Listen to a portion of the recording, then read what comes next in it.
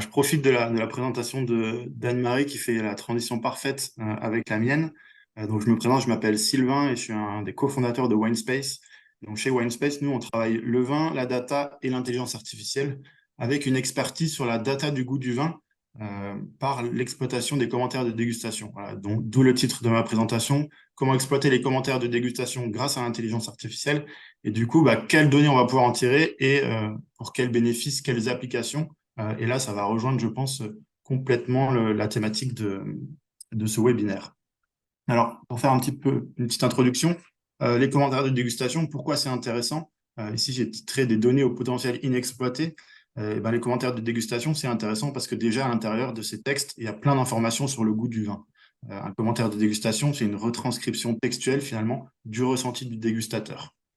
Deuxièmement, ce qui fait une bonne donnée, c'est quand elle est nombreuse, quand elle est en grande quantité. Et ça tombe bien, les commentaires de dégustation, ils s'en rédigent des millions, des milliers, des centaines de milliers chaque année. Voilà. Depuis 40 ans, donc on a des données aujourd'hui sur les vins actuels, on aura des données sur les vins futurs, on a aussi tout un historique hyper intéressant sur des vins de dernière décennie. La problématique, ce qui fait qu'aujourd'hui elle n'est pas exploitée et qui fait que c'est pas véritablement une donnée en tant que telle, c'est que ces commentaires ils sont sous format textuel. Chacun les écrit un petit peu comme il veut, avec un jargon technique dans sa langue, et du coup, ce qui fait que les informations sont peu accessibles et difficilement utilisables. Et donc, chez OneSpace, on a développé Testy. Testy, pour vous présenter rapidement, c'est une intelligence artificielle qui va faire des choses très simples, c'est venir analyser un commentaire de dégustation et récupérer finalement l'ensemble des éléments, l'ensemble des informations qui vont être décrites dans le commentaire. L'objectif, il est assez simple, c'est convertir une information textuelle qu'on ne sait pas exploiter de manière informatique et numérique en données numériques standardisées qu'on va pouvoir, elles, analyser grâce à un ordinateur et surtout grâce au big data à grande échelle.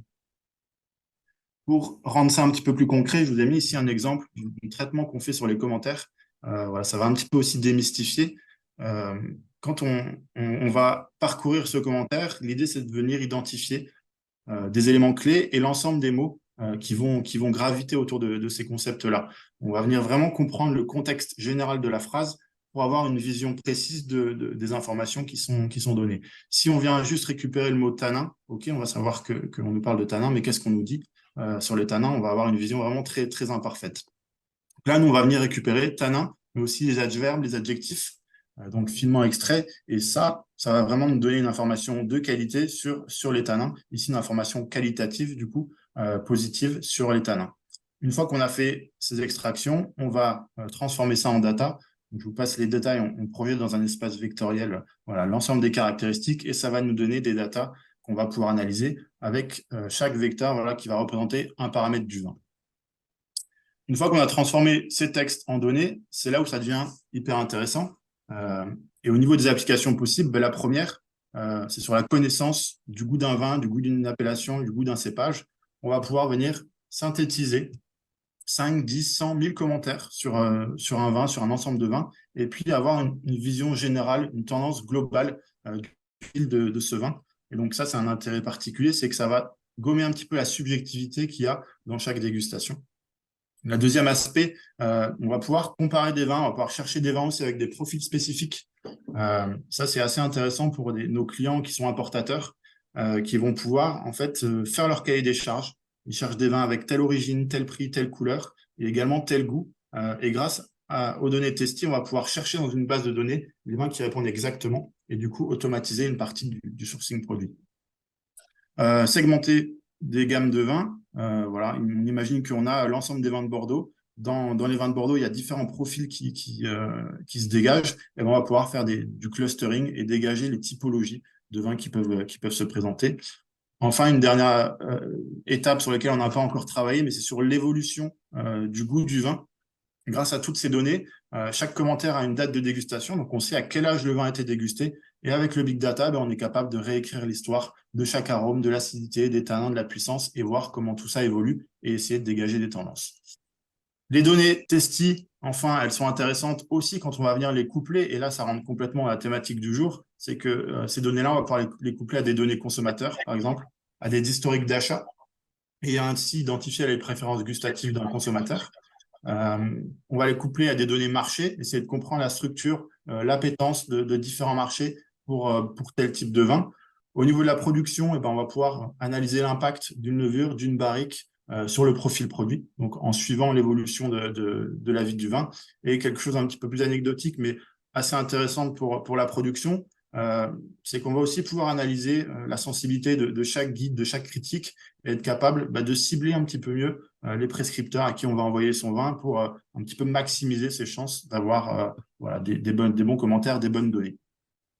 Pour conclure, je vous mets une petite représentation voilà, du type de données qu'on est capable, enfin des représentations des données qu'on est capable de faire ici, par exemple. Donc, c'est 5 commentaires synthétisés avec une partie aromatique, une partie gustative. Voilà, on essaye aussi de simplifier l'accès à tout ça. Et j'en ai fini. Voilà. Merci beaucoup, Sylvain. Alors, il y avait une question, enfin, il y a plusieurs questions pour Sylvain. Il y en a une de la part d'Arthur. Alors, peut-on intégrer les commentaires, quelle que soit la langue utilisée? Inversement, peut-on analyser les commentaires par pays, zone géographique pour apprécier le match possible entre les profils produits et attentes conçues? Ben, exactement. On peut analyser, alors, pas toutes les langues, mais les langues principales, espagnol, anglais, italien, portugais, etc. Et après, effectivement, en fait, tous les champs qu'on va pouvoir avoir dans notre base de données, la nationalité du dégustateur, voilà, les cépages, etc. Donc, tout ça, eh ben, peut être requêté, voilà, pour obtenir des informations.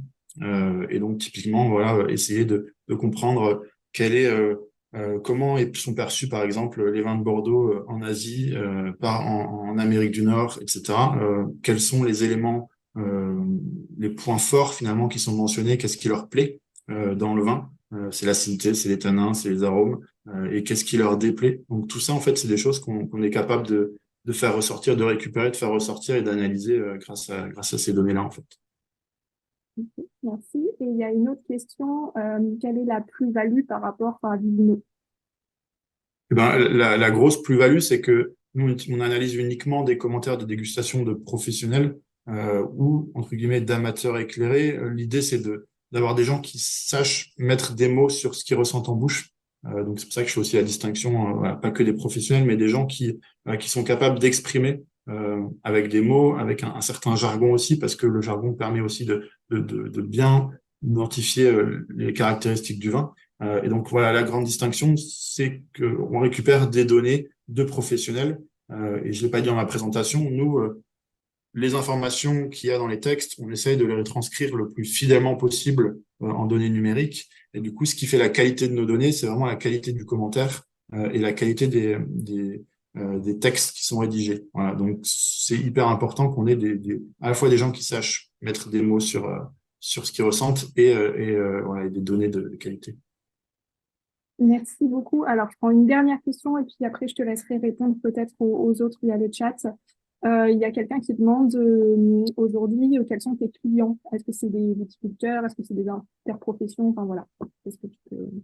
Alors, aujourd'hui, on a plusieurs types de clients. On a un concours de vin, typiquement, qui est le concours mondial de Bruxelles, qui déguste à peu près 15 000 vins par an. Et donc, pour chaque vin, il y a 5 commentaires de la part du jury qui sont rédigés. Et notre travail pour eux, c'est de faire cette synthèse des 5 avis, de générer une fiche de synthèse qui est ensuite envoyée au producteur pour lui expliquer, voilà comment le vin a été euh, après, enfin, ressenti ou dégusté par le panel. On a des négociants aussi, notamment à Bordeaux, qui en fait archivent toutes leurs données de dégustation et qui ont des outils justement pour prendre de la hauteur. Toute l'équipe déguste un vin et on a un avis général sur un vin, par exemple au primeur, mais aussi on peut prendre du recul et dire voilà quelle est la typicité de l'appellation Pauillac, de l'appellation Saint-Estèphe, etc. Donc tout ça, avec nos outils, on est capable d'analyser finement et de prendre de la hauteur. On a des importateurs, comme je le dis, qui automatisent une partie du sourcing produit, des œnologues conseils, pareil, qui archivent toutes leurs données et qui essayent d'améliorer le suivi client, de générer aussi du contenu marketing. Voilà, et on commence à travailler aussi avec des interprofessions qui veulent justement avoir cette vision générale sur leur vignoble et essayer de comprendre un peu plus de choses, ou en tout cas écouter le marché un petit peu en temps réel pour avoir des informations. Voilà. Et le goût du vin, c'est vraiment quelque chose qui est central dans la filière. Donc potentiellement, ça touche un petit peu tous les acteurs. de la chaîne de valeur. Ok, ben merci beaucoup pour ta présentation.